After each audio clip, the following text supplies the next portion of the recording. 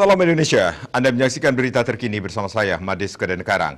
Pemirsa, persaingan strategis dengan Tiongkok adalah salah satu masalah utama yang dibahas dalam pertemuan Presiden Amerika Serikat Joe Biden dengan Perdana Menteri Jepang Yoshihide Suga.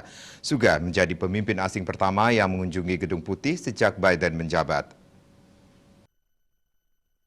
We committed to working together. Menyusul pertemuannya dengan Suga di Gedung Putih, Presiden AS Joe Biden mengatakan ia dan Perdana Menteri Jepang Yoshihide Suga berkomitmen untuk bekerja sama untuk menghadapi tantangan dari Tiongkok dan Korea Utara.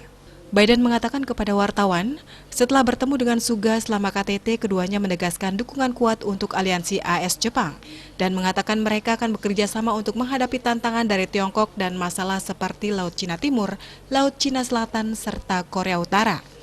Kedua pemimpin negara tersebut mengatakan dalam pernyataan bersama, Washington dan Tokyo menentang setiap upaya sepihak untuk mengubah status quo di Laut Cina Timur.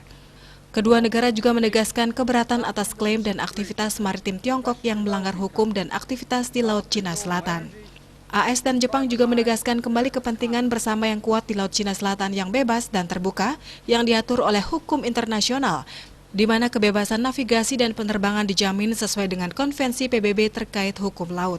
Presiden Biden menyebut diskusi tersebut sangat produktif dan mengatakan Amerika Serikat dan Jepang juga setuju untuk bekerja sama untuk mendukung upaya vaksinasi COVID-19 global, serta untuk mempromosikan perkembangan teknologi baru termasuk jaringan 5G, kecerdasan buatan, dan komputansi kuantum. And help nations throughout the Indo-Pacific region, especially developing countries, develop renewable energies. Menanggapi pertanyaan seorang wartawan, Suga mengatakan kedua pemimpin telah membahas Taiwan dan mengatakan mereka menegaskan kembali pentingnya perdamaian dan stabilitas di Selat Taiwan. Namun Suga tidak akan memberikan rincian lebih lanjut tentang diskusi Taiwan. Pemirsa, untuk mencegah penyebaran COVID-19, ingat pesan Ibu, selalu terapkan 3M, wajib memakai masker, wajib mencuci tangan, wajib menjaga jarak, serta hindari kerumunan.